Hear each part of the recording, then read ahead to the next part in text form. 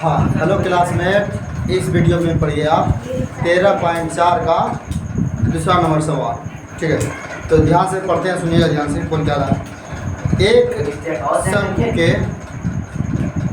एक शंकु के छिन्नक की तिर्यक ऊंचाई 4 सेंटीमीटर है तथा इसके द्वितीय सिरे के परिमाप में परिधि दिया है 18 सेंटीमीटर और 6 सेंटीमीटर।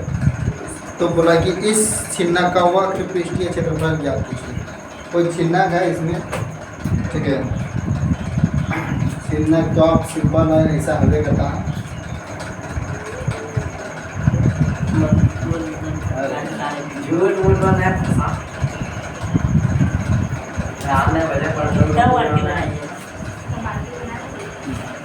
ये कोई छिन्नक है, ठीक है।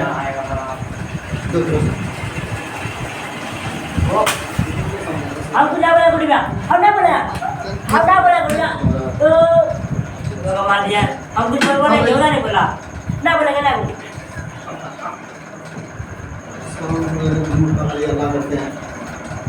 हम यहाँ बता रहे हैं, इधर करते हैं। क्या हुआ था इसमें? ये छिन्नक दिया हुआ है, इसका क्या दिया गया है?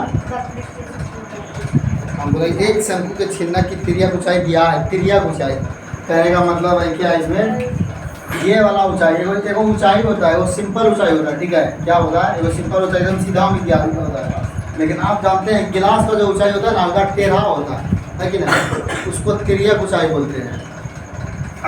ये जो होता है हल्का सा टेढ़ा, कहने में ऐसे जो होता है, ये टेढ़ा है ना हल्का, तो इस प्रकार जो होता है ना, तो ये तिर्यक ऊंचाई इसको कहलाता है। ठीक है, ये तिर्यक ऊंचाई है, इसको एल से डिनोट करते हैं।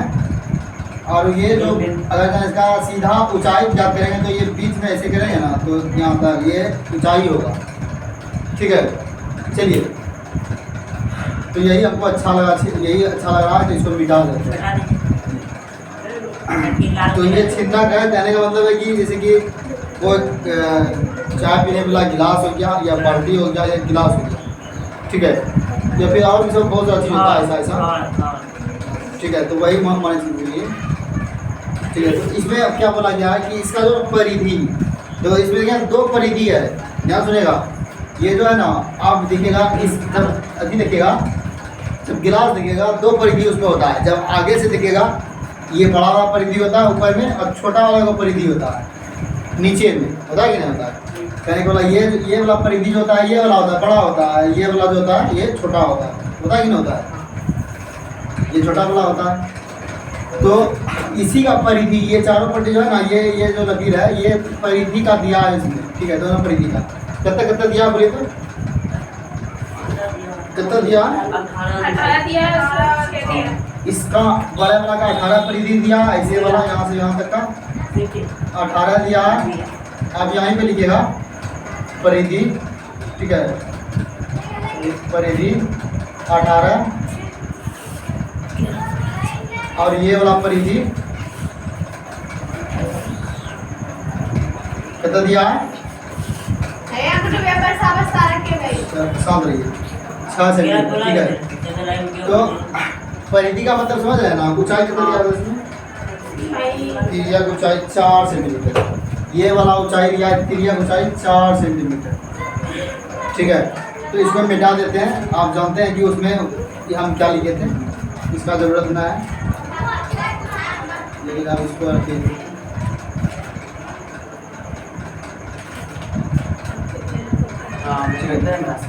चलिए, आप देखिएगा हम क्या करना है। दिया है L बराबर, दिया है क्या दिया है बोलिए तो? तिर्यक ऊंचाई है ना, तिर्यक ऊंचाई 4 सेंटीमीटर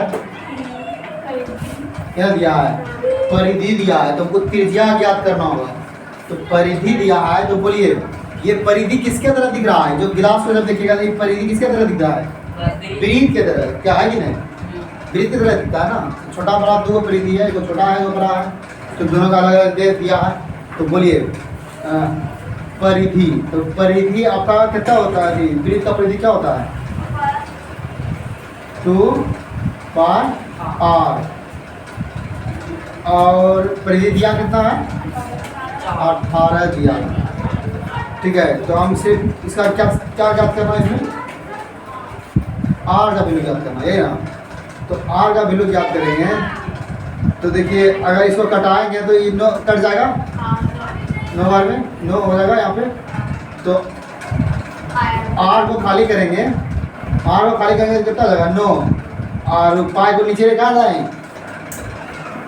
पाई को नीचे आगे लगेंगे। ठीक है, ये क्या निकल गया मेरा? r निकल गया। ठीक है, ये r1 निकल गया। ठीक है, अब फिर से हम दूसरा परिधि ज्ञात करते हैं। बोलिए फिर से क्या होगा? दूसरा परिधि यही होगा, 2 पाई r। कितना दिया? 6। तो इसको कटाएंगे 3। तो r का हम निकालेंगे, r को खाली करेंगे तो 3, और ये जाकर के उसमें भाग हो जाएगा पाई। तो कितना हो गया? r2 का वैल्यू कितना हो गया? पाई बटे 3 बटे पाई, है ना। चलिए, तो अब हमको ज्ञात करने के लिए कुछ बोला है? वक्र पृष्ठीय क्षेत्रफल, छिन्नक का वक्र पृष्ठीय क्षेत्रफल।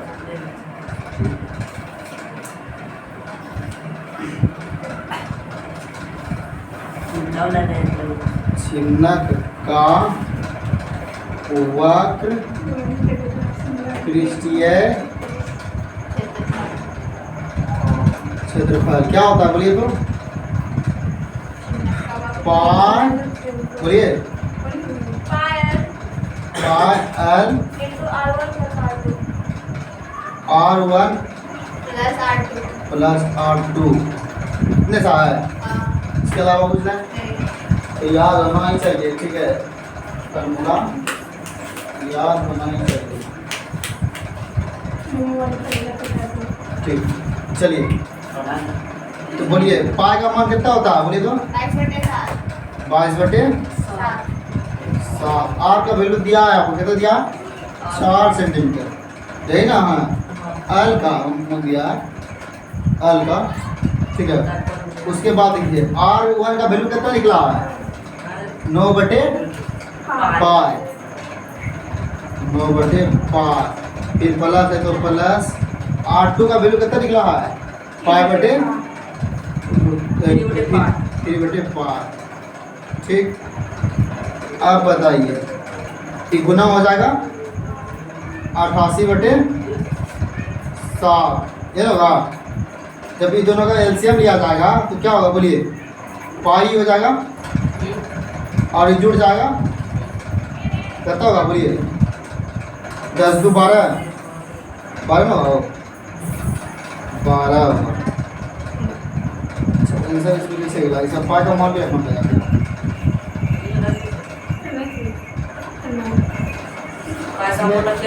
कटता है कि 7, अगर पाई का मान इसमें रखते हैं। अच्छा, आंसर लिखे तो पाई देवे क्या क्या? आंसर लिखे ना, आंसर लिखे ना। सो पाई में दिया कि आंसर क्या कितना है? पाई में नहीं ना है, पाई में नहीं है। तो इसको आपको पाई का मान भी रखना पड़ेगा। ठीक है,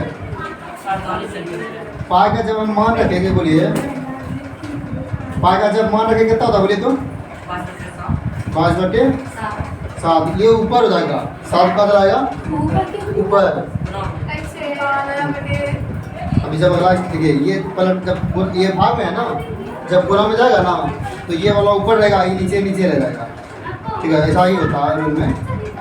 देखिएगा 88/7, ये 12 है, ये 12 लिखिए जाएगा। लेकिन ये क्या होगा आपका? ये जब भाग में है, गुना में आएगा तो 7 कितना हो जाएगा? 22। ठीक है, तो ये 7 खत्म हो जाएगा और ये कट जाएगा। 22 चौके 88।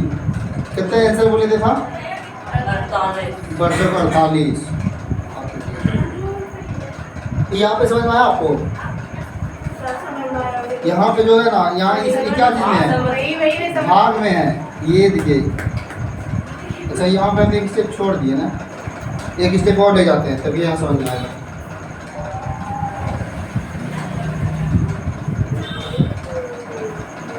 देखिए यहाँ से देखिएगा स्टेप को, 22/7 कितना होगा, 88/7, ठीक है। उसके बाद जब इसको हम गुना अधिक करेंगे, क्या करेंगे, एलसीएम लेंगे तो इसका कितना हो जाएगा, पाई हो जाएगा, और जब ऊपर में जुड़िया जाएगा कितना हो जाएगा, 12। अगला स्टेप जब चलेंगे, ठीक है, तो बताइए 88/7 होगा, ठीक है। लेकिन अब 12 है, ये है, लेकिन अब पाई की जगह पे जो है ना हम क्या रखेंगे, पाई की जगह पे क्या रखेंगे, 22/7। तो कोई यहाँ पे नहीं हट रहा है तो हम ऊपर ही लिखेंगे, ठीक है। 88/7 और 12 की जगह पे 12 ही रहेगा, और पाई की जगह पे 12 ऊपर पाई की जगह पे 22/7। ये भाग में है, ठीक है। लेकिन ये भाग में है, जब ऊपर गुना में जाता है तो ऊपर वाला नीचे, नीचे वाला ऊपर हो जाता है, हम जानते हैं कि नहीं। तो देखो अब क्या करना है, ये सेम ही रह जाएगा, ये वाला 88/7 सेम ही रह जाएगा, 88/7, ठीक है। और 12 वैसे का वैसे रहेगा, 12 को बीच में कीजिए। और जब ये भाग गुना में जाएगा भाग से, तो 7 ऊपर हो जाएगा और 22 नीचे हो जाएगा, ठीक है। तो 7 ऊपर हो गया, 22 नीचे हो गया। जब ऐसा हो गया तो ऐसा होता ही है, ठीक है। जब ऐसा होगा तो ये 7 ऊपर नीचे कट जाएगा, है कि नहीं। अब फिर ये भी कट जाएगा, 5 चौके 88।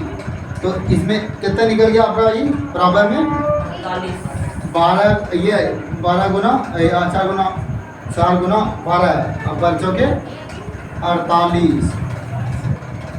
क्या निकला है आपका, क्या दिया है, वर्ग पृष्ठीय क्षेत्रफल, तो सेंटीमीटर स्क्वायर, ठीक है। क्या समझ में आया कि नहीं, हाँ? तो यहीं पे यहाँ पे थोड़ा सा गाली देखना है कि यहाँ पे कभी कभी जो है ना, यहाँ पे जो नीचे में रहता है ना वो पलटता है ना, जब कहने का मतलब भाग में जाता है, भाग से गुना में जाता है, तो ऊपर वाला नीचे, नीचे वाला ऊपर आ जाता है। वही हुआ यहाँ पे, 12 तो ऊपर में रह गया, मतलब जो ऊपर में, वो तो ऊपर में था ही, नीचे वाला जो था पलट के ऊपर हो गया, नीचे नीचे ऊपर हो गया, ठीक है।